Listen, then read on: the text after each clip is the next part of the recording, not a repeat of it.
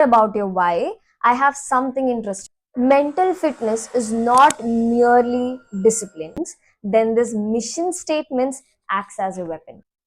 What and how? How is probably missing in our colleges? And what are we actually being trained for? Let's pause here for a moment.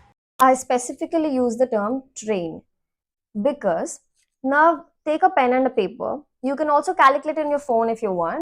Hey, I'll be really happy if you do it on paper.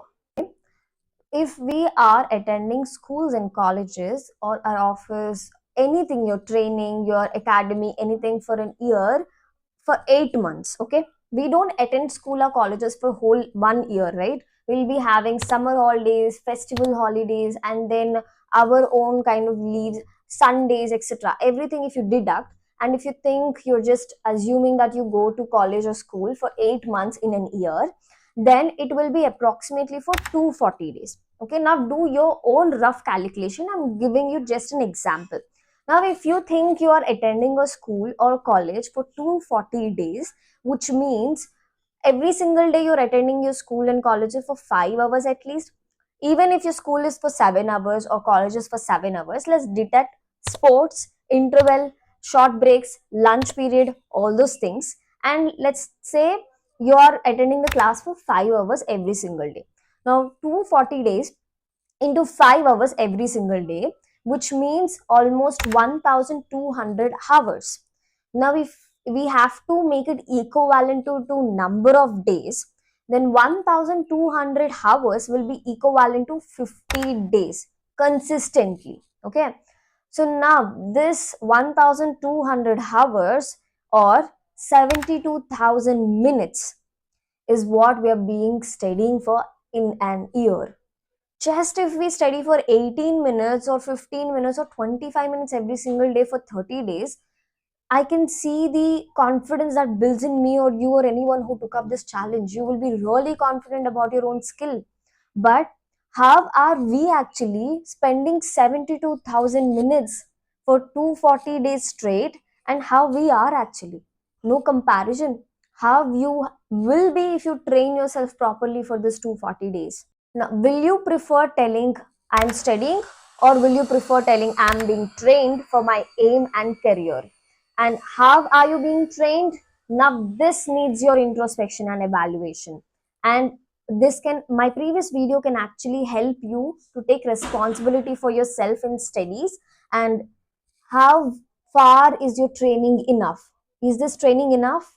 I leave that to you. Now, if you haven't watched this video yet, before taking up any challenge, you please go watch this video. You will understand why I'm actually telling you to watch this. Now, before you watch this video, let me give you why you have to watch this video. We all need mental fitness not only for studies but to do anything in our life. Mental fitness is not merely discipline. Controlling your mood, controlling your emotions, not being carried away with anything very easily, and just not letting your thoughts flood your mind while you're sitting for studying.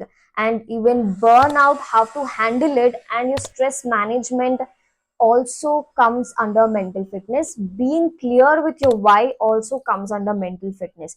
Now, mentally, if you're training yourself, it increases your ability to not to give up things very easily.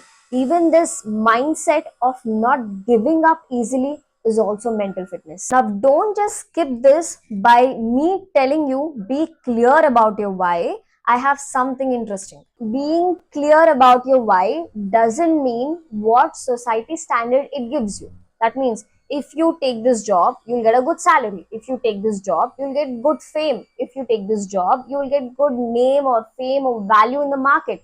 It's not merely about the societal standards that your why or your goal ambition will give you. Why also means what emotion it serves you, and that's when you're unshakable. Few habits or choices, paths or side hustles that we choose create a movement in our life. They just help us to move that momentum which we call motivation. And these choices or paths that we choose gives us happiness and satisfaction. Why is not just merely the societal standards, but it's the emotion that it serves in our life. This information about your emotional status is what acts as weapon during interviews. When someone asks you why you're doing this, your confidence is unbeatable because your clarity is unshakable.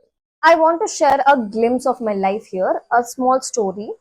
Usually, when people come, I'm a lecturer by the way. Usually, when people come to me and say that why you still continuing YouTube or why you want to do YouTube, I really am very clear about it because I want the freedom to guide minds. Okay, true guidance is not just teaching students to write one formula or do one classwork. No, I feel that our education should make us independent, and guiding students to make themselves an independent individual is what true guidance is for me. And we don't have that much of freedom of time in our colleges, so this platform gives me that freedom to guide how I want. So it serves my purpose to be free to guide minds, and this sentence is my mission statement. It serves my purpose to freely guide minds. This is my mission statement.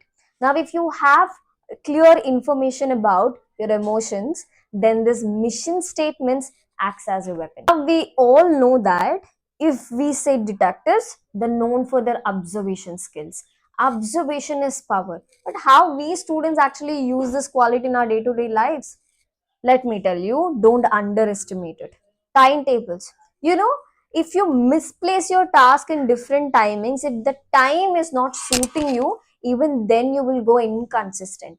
Just interchange the timings and see how consistent you will be in your day to day lives. Just go and check. You have to be observing when it comes to your timetable.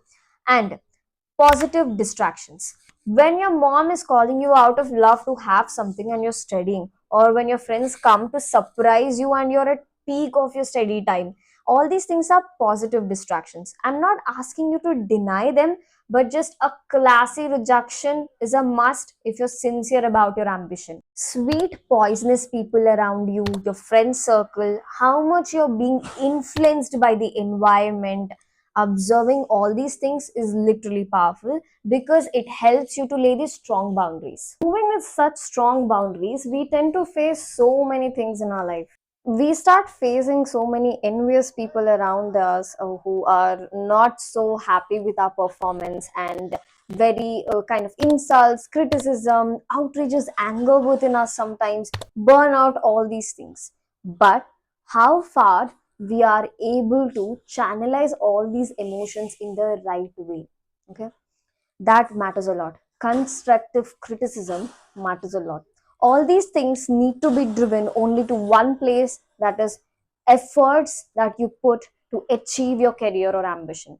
Have you ever thought any kind of militarian person or any kind of person who serves our country, as our concept is that they have only one emotion very strong than any other emotions, that is serving our country.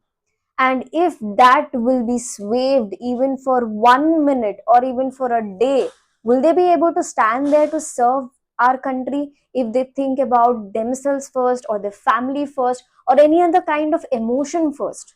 Not about even themselves, any other kind of emotion first. Will they be able to survive in such kind of conditions? This is the life force energy that drives us no matter what, whether we don't have sleep, whether we don't have food, whether we have any other kind of hard circumstances, but still letting us go forward, only thinking about our ambition but nothing else. That's life force energy, and we need to have that if we have to be extremely driven. It's not just about the motivation, it's about how much we are connected, how much emotionally we are connected to serve something in our life. It's your ambition or country. If you're still here, thank you so much for watching till the end. This is Mirupa signing off.